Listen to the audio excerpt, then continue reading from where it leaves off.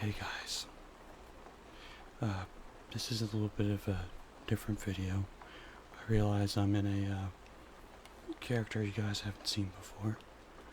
Let me check the name of the avatar.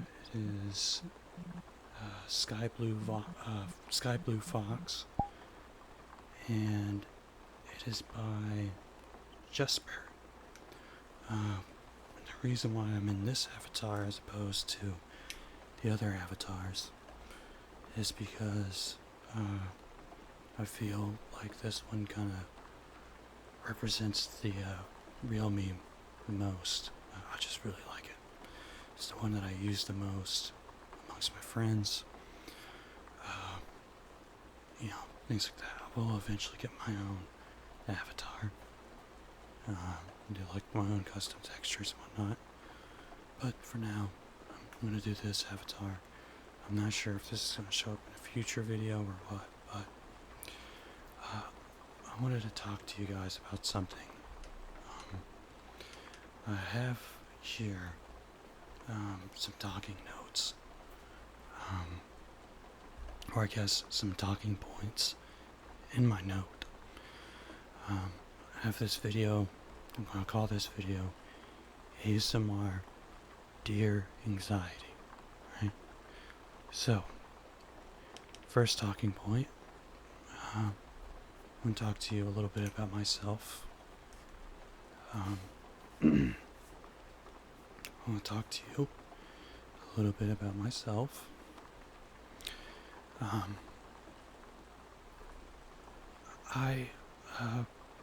Let's see, how do I go about this? I have Asperger's, and so pretty much my entire life I've been dealing with anxiety, for one reason or another, for many, many different things. And the whole goal of this video is to explain my experience with anxiety, how I deal with anxiety, how to help those who are not familiar with it understand it more, and just general things about what I learned about it. Yeah, okay. So I guess the first thing I want to talk about is how my anxiety started, or when I first found out about it, right?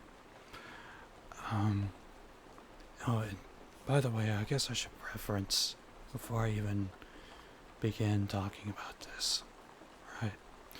This is some pretty serious subject matters, and so I'm not exactly sure of what all the things I'm going to be talking about, since this is mostly unscripted other than my talking points.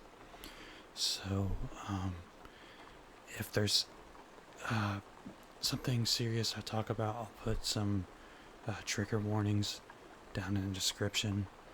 If it's not something if you look at it and it's not something you want to see, since you're going through some personal stuff, I totally get it. I want to appreciate you for stopping by. I've got plenty other videos on my channel you can watch to relax too. And I've got some videos in the future. So you can watch this video whenever you want to, but if you don't want to, that's fine by me. Thank you for stopping by. With that being said, I'm always like a lighthearted type of person, so I'm going to try to keep this as lighthearted as possible.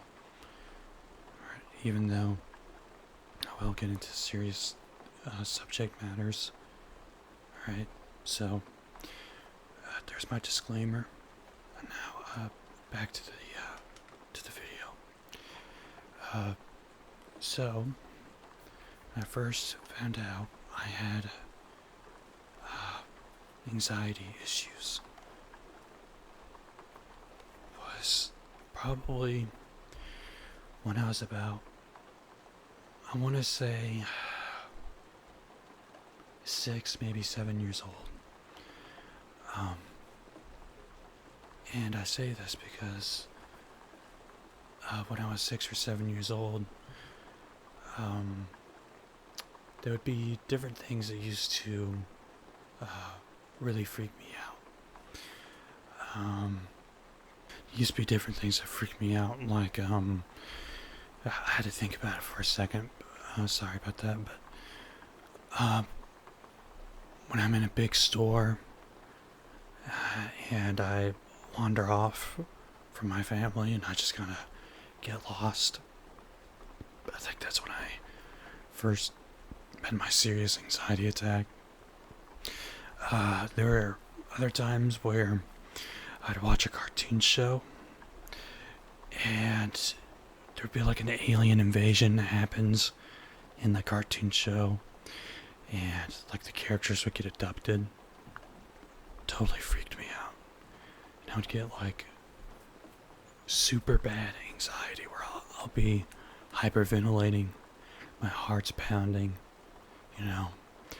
because I had psyched myself to believe that the end of the world was near and that aliens were coming to take over the world and destroy all of us. I know that sounds silly, but I was a kid, first off. And second of all, anxiety doesn't really care about what's rational or irrational. It just kind of happens. And so I actually got a really bad anxiety attack from the movie World of the Worlds. And I remember I was freaked out about this movie for days. Like, it really, really bothered me. Especially with like the little cage that the aliens keep people in, and it kind of sucks them up into it. Yeah. Freaked me out when I was a little kid. No. Why would a little kid be watching that movie? I really don't know, because my parents took me to the movie theaters. It is what it is, though, I guess. But anyway, so that was anxiety that's based off of existential fear, like stuff like impending doom, like there's nothing I could do about it, and it would just make me have really bad anxiety. But then there is also the social anxiety that I have. Going through elementary school, middle school, and even high school a little bit, yeah. And with social anxiety, I was afraid of being around other people, and that's partly due to my Asperger's. I've been a lot better at this, but it used to be very difficult for me to look people straight in the eyes because it just made me feel very, very uncomfortable. And it made me feel uncomfortable to be around people, too, on top of that. But yeah, so it would make me feel very uncomfortable to look people straight in the eyes. And to just be around other people. I don't know, it really irked me the wrong way. And it used to be very hard for me to pick up on social cues. Sometimes it still is, I don't mean to go on a side tangent, but one of my first experiences with VR chat and why I almost dropped it entirely was because I was hanging out with my friend, and I was hanging out with my friend, and his friend was there, and my friend he went to go eat. He went to AFK to go eat for a second, And I was basically just stuck there talking to him. And I tried my best to break the ice with this type of person. I tried making jokes off of the jokes that he was making with his friend. And he would laugh at my jokes. So I thought, hey, this guy thinks I'm funny. So I would talk to him for a while. And what ended up happening is that he said, hey, can you please leave? You're actually really bothering me. And I remember being so hurt, and I left the game, and I uninstalled VR chat from that too. I don't want that to, I'm not bothered by it anymore. Obviously, I mean, look, I'm playing VR chat right now. But it's one of those things, I didn't understand that I was making this person uncomfortable. I mean, yeah, maybe he was rude and he went about it the wrong way, but I just didn't, understand.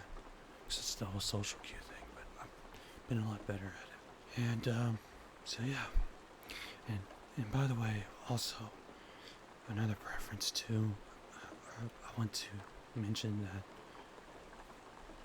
I don't want this to seem like it's I don't want this to seem like I'm making this video for sympathy points. I'm just trying to express my experience so that maybe other people can learn from my experience on it. No? So yeah. So there's the social anxiety aspect of it, and I remember the first time I was going to school, and even middle school, I felt really, really sick to my stomach, and I just was having a real bad anxiety attack over the whole thing. And it took me a while, but when I made friends, I eventually didn't think too much of it. I didn't freak out about it, because all I really did was hang out with my friends. So there's that part of it. So let me see. Let's take a look at my other talking point here. Alright, the dark moments I had with anxiety. Okay, so this is one of those parts I was talking about. Again, I'm going to try to keep this as lighthearted as possible, but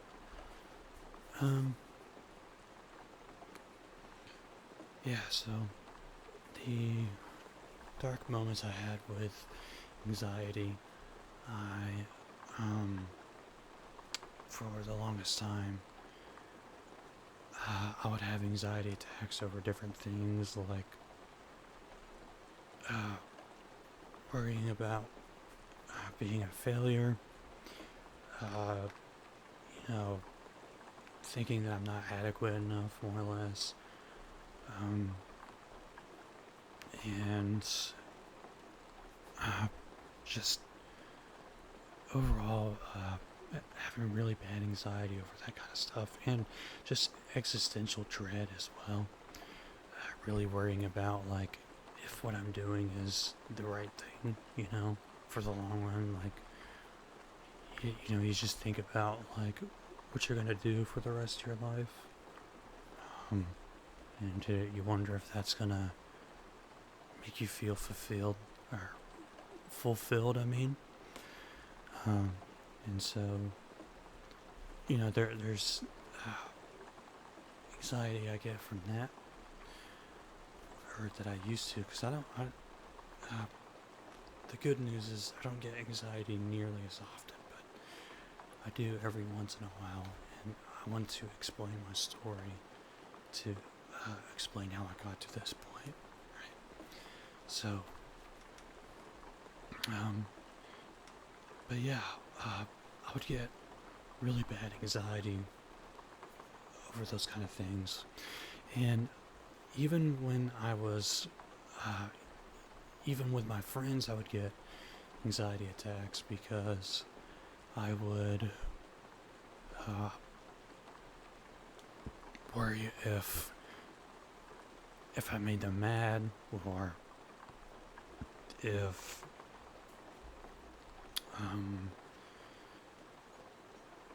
if I'm picking up on their social cues and whatnot. Like I remember there's been a few times where a friend would be really upset with me, and they'll be typing a message, and I'll see that they're typing a message, right? And I'll just get like this severe anxiety feeling in me, worrying like, oh God, I wonder what they're gonna type up, things like that. And I would just worry if talking to them would be like the last time I talked to them after I've like really made them mad, because I've had like trust issues for a long time, because I had a lot of people back in my earlier ages who would take advantage of me and like manipulate me for their own gain. And it's what caused me to develop trust issues and really bad anxiety towards that kind of stuff. So, so there's that. There was, and this is back when I used to have like anxiety attacks almost every single day. Probably around like 2017 and 2018. I had them a lot when I was a kid too, but I don't remember. I don't think like I quite understood what anxiety attacks were when I was a kid. I just thought it was like a normal emotion. So I never really kept a tally on it. But when I became a teenager and I understood it more after seeing my psychiatrist and whatnot, that's when I started to understand it more, and I basically tallied it, right? So, yeah, I mean, my anxiety would get so bad to the point where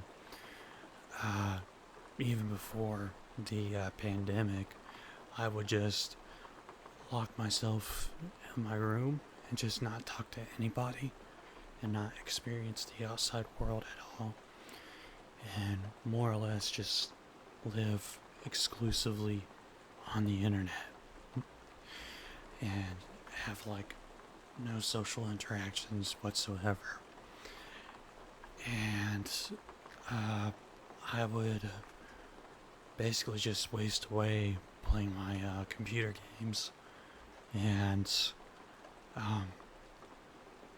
not hang out with my friends really. It's a little different now since, I mean, COVID is still a thing. I do go out and hang out with my friends every once in a while. And so, yeah, I mean, I would have anxiety attacks over like trust issues and whatnot. And so, yeah. Let's see, what else? So I would have anxiety attacks over like diseases, alien invasion type stuff, wars, basically any kind of end of the world type stuff. I'd have existential dread over that, right? And I would also have, and that's how I would just lock myself away from everyone and be in my room pretty much. But I do occasionally hang out with my friends in person, where I would occasionally go out and spend time with them, maybe go out to eat, or go see a movie that we really wanted to see. We still spend time with each other. It's just a little different because of COVID.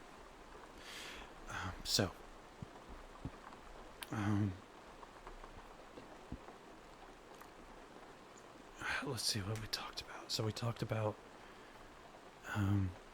how it was for me growing up. And I forgot to mention, growing up, for my ADD and ADHD, I don't remember which one specifically I have. I think it's ADD. I used to take a lot of different drugs back then when I was really, really young. Because I had difficulties paying attention in school, and I, had a hard time focusing on things. So, and also I was like very disruptive, so maybe it was ADHD. I don't know. I'd have to ask my parents about that because I forgot. Anyway, I used to take many, many different drugs, and they all had really negative effects on me.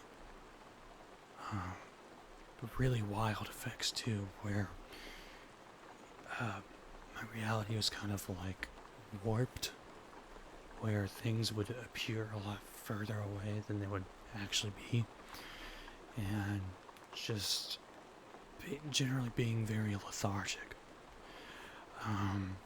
And so from that, I have grown a distrust over drugs, like prescribed drugs specifically. And so I remember back in 2019, I was going to take this drug where it will help me with my anxiety. It balances something in my brain. I forget what it's called. I'm sure if you guys know what I'm talking about, you probably could explain in the comments or something. So I apologize that I can't give an adequate explanation. But this, of course, okay. And so I was setting myself up for failure for this because I was already extremely anxious to take it, even though it's supposed to help me in my anxiety attacks. And it took me like several days to get the courage to actually take it. And I remember listening to this song by Breaking Benjamin called Until the End, which inspired me to take it. And, I was fine for a while until I psyched myself out again. And this is really odd. I want to try to explain this to the best of my abilities. I don't know if I'm sure it probably won't make any sense, but basically, when I was on it, it kept me calm, right?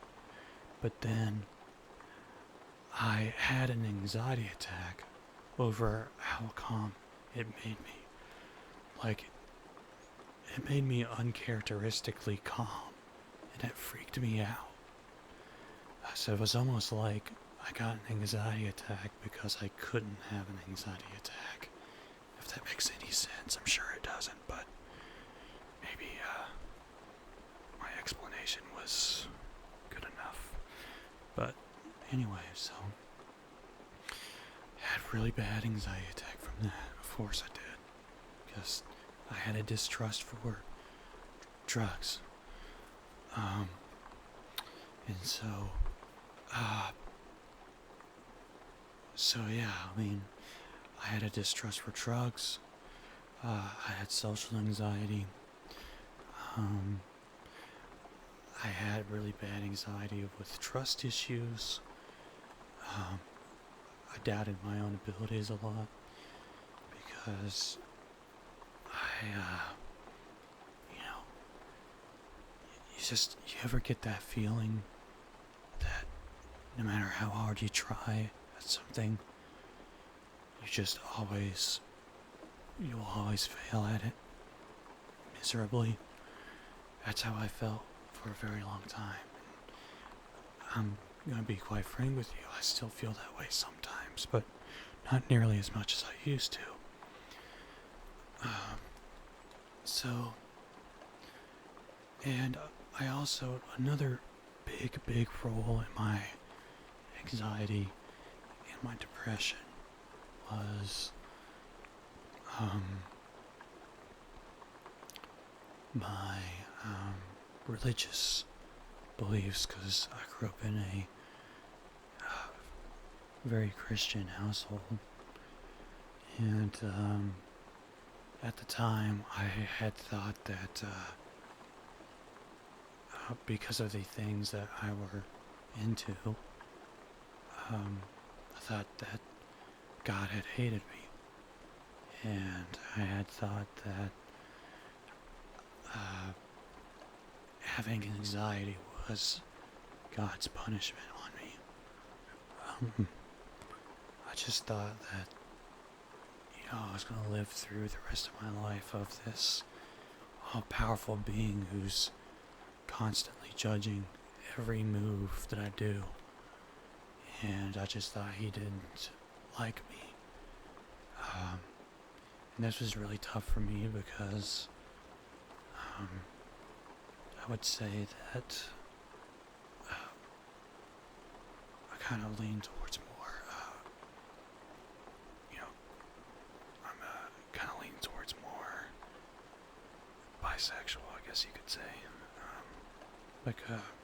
And I thought that because that was a sin and it was deeply looked down upon, that he must hate me, and there's nothing I could do about that because that's truly how I felt.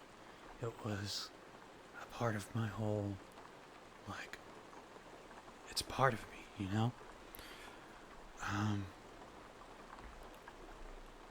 and I was like that for many years. And then one day, during high school, I basically started to doubt all my beliefs and question whether or not there was a God. And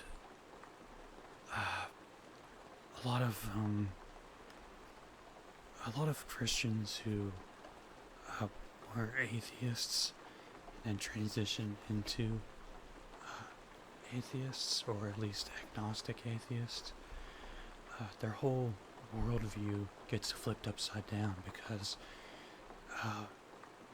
they live their entire life believing that your life serves a purpose and that your ultimate goal is to get into heaven where there is no suffering and all of your hardships is worth it. Like, it all gets paid for, pretty much. There's no more suffering, no more sin, nothing like that. And you get to basically live in a utopia at the end of your life. So you don't really worry about bad decisions that you've made. Things, at least I didn't. I'm sure some people do, and when you have that whole worldview and it gets flipped upside down and you realize that there's a possibility that there isn't an afterlife and that when you die, that's it. It's over. It puts things into a completely different perspective. it makes you think, well, what's the point of doing anything if you're going to die one day, right? At least this is just my mindset of like what I was going through.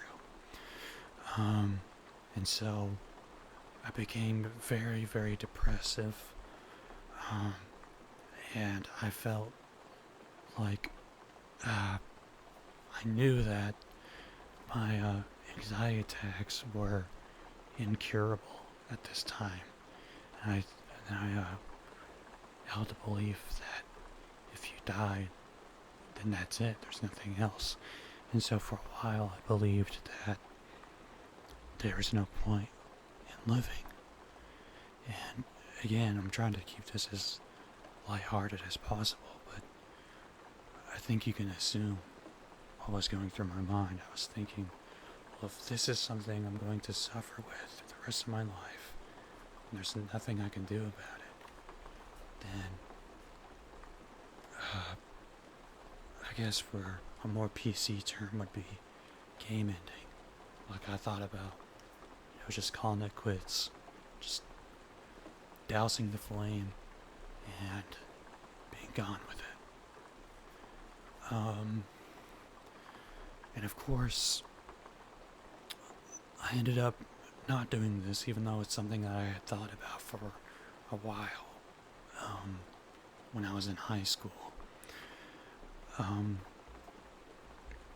It was really tough for me because I was also dealing with other stuff in my personal life that I won't get into, but basically there was a lot of family issues that were going on, where there was a lot of constant arguing and whatnot, and a lot of bad stuff that was going on. Bad people that would show up, and they'll leave. I'll keep that brief. I'll just say that. And so I learned that there was more to life than just focusing on the suffering aspect.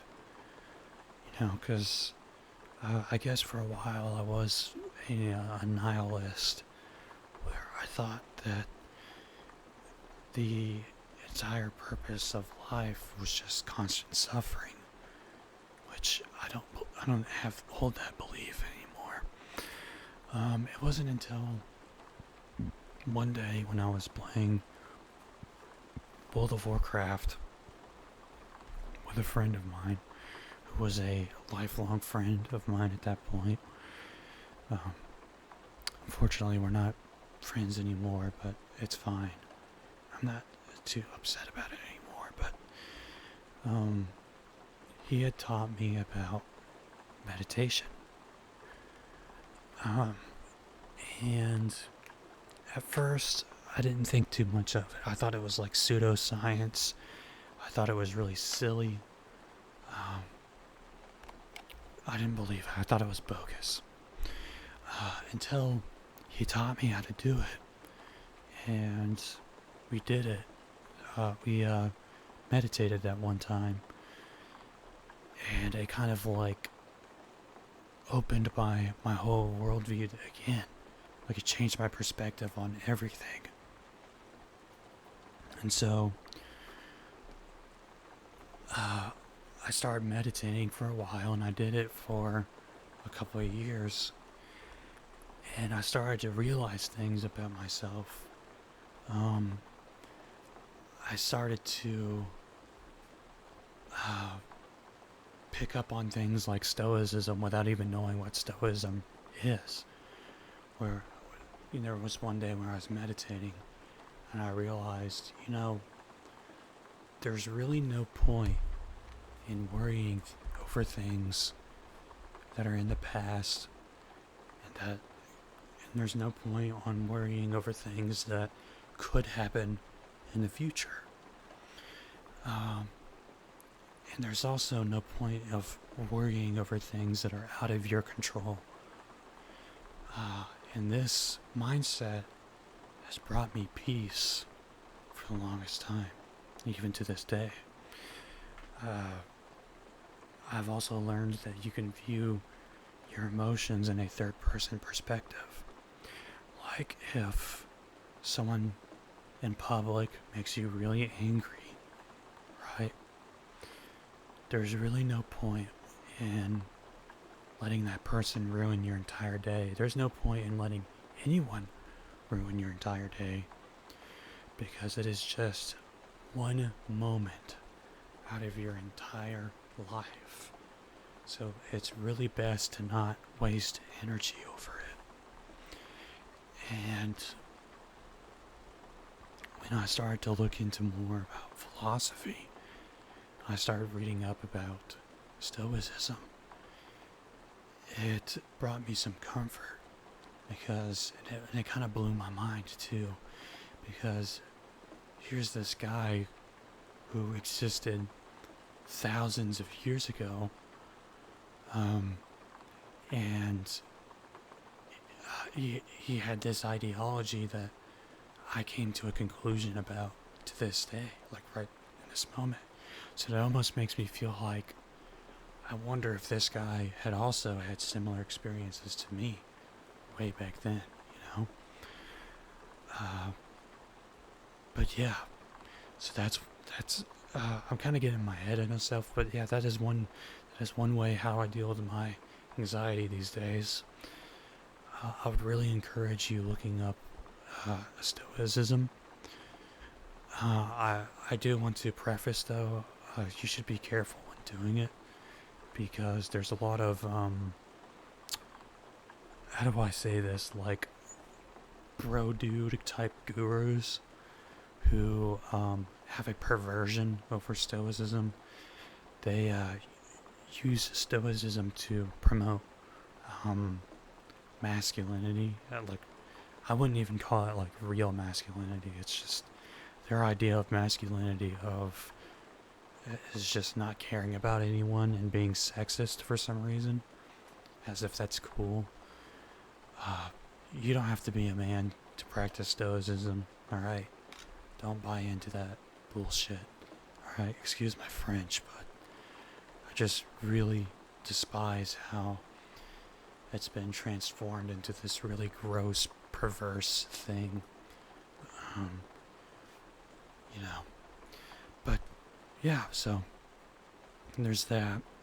I really think meditating will help you with your anxiety as well, because it really frees your mind and allows you to think of things in a more objective and a more logical light, right? To give you an example, right? One of my biggest fears and anxieties that I used to have was existentialism, right? So I had gotten past the whole idea of, life not mattering and stuff. But I thought, like, what if life was all a simulation? Kind of like this VR chat game, right? Well, my whole idea and the conclusion that I came to while meditating is, so what? I mean, how can you really define what reality actually is, other than what you perceive as reality, you know? So, my whole idea is, I exist in a reality, whether it be artificial or not, and I enjoy my time in said reality. I enjoy the people within that reality, right? And I'm going to make the most of it. So at that point, I don't really care, you know? I came to that conclusion while meditating, but I'd also like to point out too, like it kind of stunned me when I saw it in the movie Free Guy, where the main character was freaking out because he found out that he was a NPC within a video game, and he was talking to his friend saying, don't you know that all of this isn't real? And his friend said, well, so what? I have a nice family, I have good friends, and I have a good job. I don't really care if it's not real. I enjoy this environment that I live in. And he said, why should that matter? Just like, yeah, like why should it matter? So that's another way that I deal with anxiety. Well, just meditating. Sometimes it's really difficult too, because to this day, I still get anxiety attacks, don't get me wrong. I didn't completely eliminate it, but I still get them. Another thing, let's see.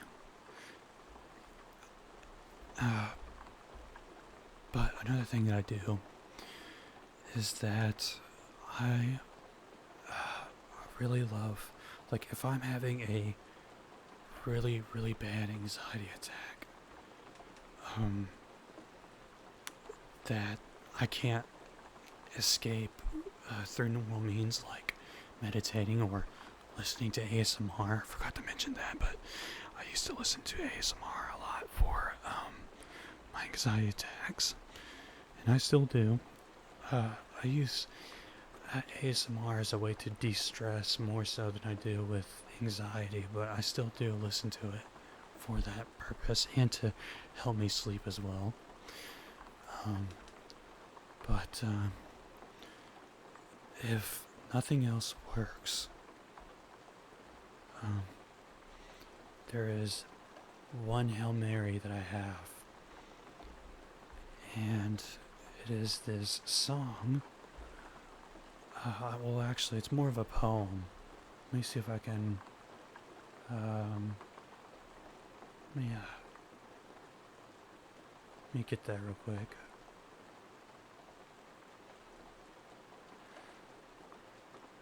There is this.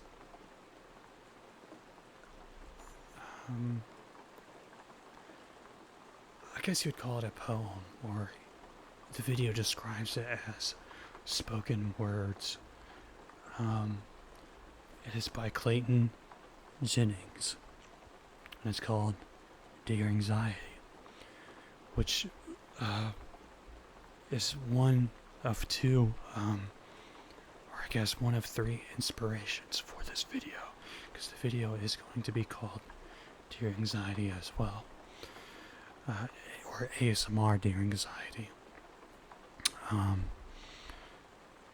And it's just such an amazing poem, whatever you want to call it.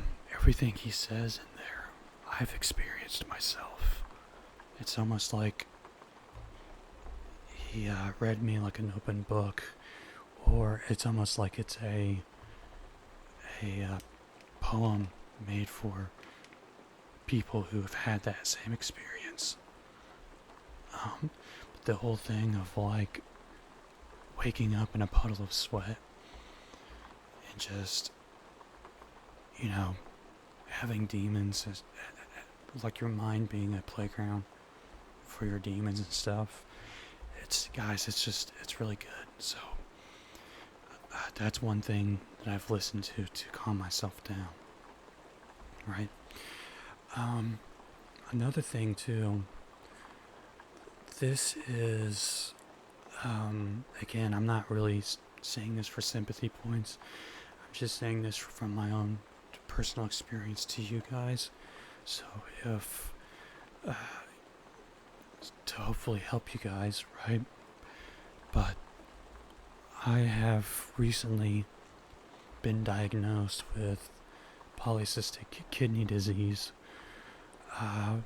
And when I got hit with this news about this life-changing disease, which is a hereditary disease, it really changed things a lot. It made me think about what I was doing in life, if I'm spending my time correctly. It was making me think about the future, what I find most important out of life, various things like that. And it made me think, it put things in perspective, like, wow, I've really not been taking care of myself, because I am like slightly overweight and I have really high blood pressure, like 165. It's hypertension. And I am taking drugs for it. And surprisingly enough, I didn't get any anxiety attacks from this one. I just took it because I had told myself, okay, I have a potentially life-threatening disease and I have to take care of it right now. And so that was my whole thing of like pushing through with it. And so having polycystic kidney disease, again, lets me think about my life. One thing I did a lot, or I do a lot, I'm trying to change, is that whenever I have like a whole lot on my mind, I don't want to tell my friends about it because I don't want to be a burden on them. And I just kind of isolate myself. I go back to bad habits where I'm just wasting my time away on the internet when I could be doing this, something I actually enjoy, making ASMR videos. And I'll just be wasting my time. And recently, I saw the movie The Whale. And I apologize if my voice starts breaking up because it's a very touching and emotional movie experience for me. I saw the movie The Whale, and it made me think about my own life. Like, obviously I'm not 600 pounds, and I probably will never know the struggles that 600-pound people go through, or really overweight people go through. But I could still sympathize with the movie. But what really resonated with me with the movie was the fact that the main character, Charlie, had really high blood pressure, and he wasn't taking care of himself. And he was, he gets heart attacks and whatnot.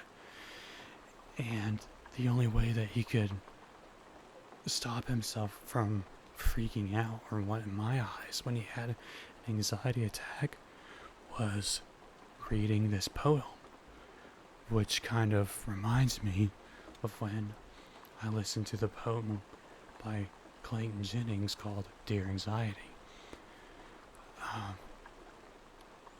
It also reminds me a lot of the relationship between his daughter and himself. In some ways reminds me of me and my dad. I would say that my relationship with my dad right now is really great, but it didn't used to always be that way, and that's in part on my end, but it goes both ways. But what I'm saying is that it was in part on my end. And there's a part in the movie where his daughter was, treating him like shit. And despite that, he still saw her as an amazing person. And that kind of reminds me of my dad with me, because I used to be really terrible towards him. And he would say, and I remember this because it still stays with me, but he told me this one time in my teenage years where I was super angsty and like going against my parents and whatnot. He said, I know that, he says that I know that you're a good person deep down. You're like the most wonderful person that I've ever met in my life, or that I've ever known in my life, he said. But you've just got to learn that not everyone is against you, and you have to, like, you know, just relax. He said that I would, like, wake up on the wrong side of the bed. He said that I would need to wake up on the right side of the bed. And it really puts things into perspective, because all this time, like, I used to think that my dad was doing things against me because he just didn't care. And I thought, like, my dad never understood. He just doesn't get it, is what I thought. I would think, like, oh, he's holding me back, he's ruining me, things like that. But here he is saying that I am the most wonderful person he's, ever known. And it just really touched me. So, I don't know. At this point, I'm kind of rambling a bit. I've got one more topic to touch on. I just want to say, I don't care what your past experience, or I don't care what you did in your past, right? I'm not one to judge. It's not my place to judge, alright? I'm generally not a very judgmental person, because I know that nobody is perfect, and so it's very unhealthy to expect people to adhere a perfect stance. But I just want to say, you matter, and that you are important, alright? I know what it's like to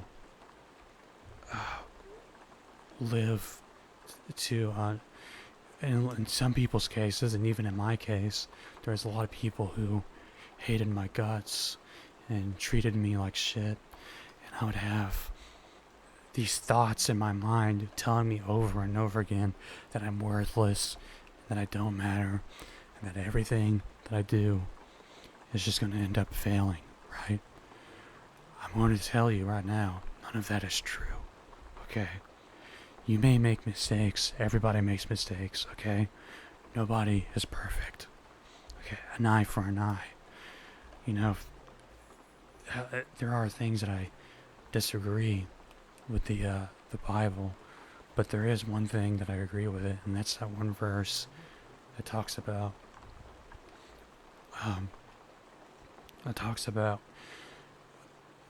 people who judge other people for a speck in their eye when they have a log in their own. Like, you may be doing things that, are not okay, but they've most likely also done a lot of things that aren't okay either. Nobody's perfect. So, who am I to sit here and tell you you are a bad person? Okay? Whose role is it for anyone to say that? Okay? Like, in all seriousness. So, and I think it's important to take constructive criticism, right? Don't get me wrong. There's a part in stoicism that says, do not listen to a fool's word, because their word is meaningless, but listen to criticism from people who are wise, because they know what they're talking about. And so, as long as they're doing healthy, constructive criticism and not being a jackass about it, then yeah, by all means, take that in consideration. Okay? But don't let someone sit here and say, you're an evil person, because, I don't know, maybe you've made a mistake where you had a drinking problem. Maybe you've hit people, right? Yeah, that was bad that you did that. But the fact is that you're a human being, and you can improve and change and become a better person, alright? This is I really want to stress this. I can't stress it enough. It is important that you take that into consideration. If nothing else from this video, please take that into consideration. Okay? Another thing is, if there's people that are betting on your downfall, they are day in, day out, just hoping for your demise. Don't give it to them. Don't let them have that victory. Okay? I know that sometimes some people are stuck in that kind of situation, and I get it. Like, they're stuck in a family situation where people don't like them and they treat them like shit. Trust me, I know. I've experienced that myself. But you have to stay vigilant and tell yourself, no, they are wrong. Keep that rational part of your brain and to explain to yourself they are wrong. I know it can be hard to do that, but it's the truth. They are wrong. And the moment that you let them realize that they aren't bothering you and that they aren't getting a victory over you, they're going to dwell in that misery. Because some people, they want to bank off of your demise because it makes them happier to bank off of your demise. The only reason why I know this is because I used to be one of those people. I used to be happy when I made other people miserable because I was miserable. Keep that in mind too, right? People who are trying to make you miserable, most likely they are miserable too. So the best thing you can do is to just ignore when they're being mean and be nice to them. Now, if you're able to get out of that environment, I recommend you do that. But if you're kind of stuck in that environment because of financial reasons or some other reason, then yeah, just go about that route. Don't let them win over you. It's not worth it. It's not worth wasting your time and energy and emotions over it. So yeah. I just wanted to make this video to explain my experience with anxiety, how I deal with anxiety. I forgot about talking about my work experience with anxiety. I used to get really bad anxiety at work because there'd be a lot of customers in a line, and all of them would want different things. When I used to work at a sandwich place, all of them want different things, and they'd be getting mad at you because you're not fast enough or whatever. Or when your boss tells you something and they're not explicitly clear about what you or on what they want you to do, and then you're afraid to question them because you're afraid it'll make them mad. Things like that.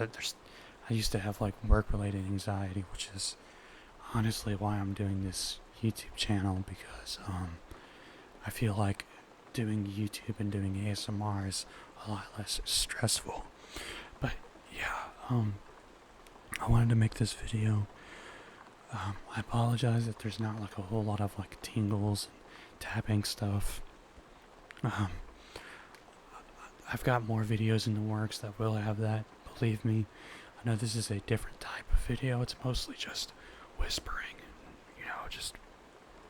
just quiet whispering, and I switched from whispering to soft spoken.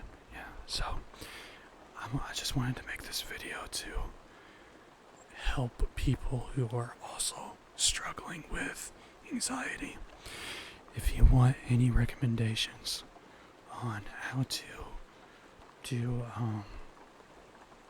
meditation, I recommend downloading this app called Headspace, and I recommend documenting your insight and just keeping a notepad on things that you've learned from meditating. Yeah. And of course, if I also have to put a disclaimer, right? If you have manic depression or anything like that, I'm not a professional. Please seek help um, for those things. But I just want to make this video to help people who've struggled with anxiety and existential dread and, depression and whatnot. So yeah, with that being said, I'm going to make this my official resignation. Why is that a word hard for me to pronounce? Resignation. I'm making official resignation from anxiety. I'm no longer going to let it control my life. I've pretty much eliminated most of it. Like I said, I still get anxiety, but I do still fall into bad habits where I'll waste hours upon hours on the internet not doing anything.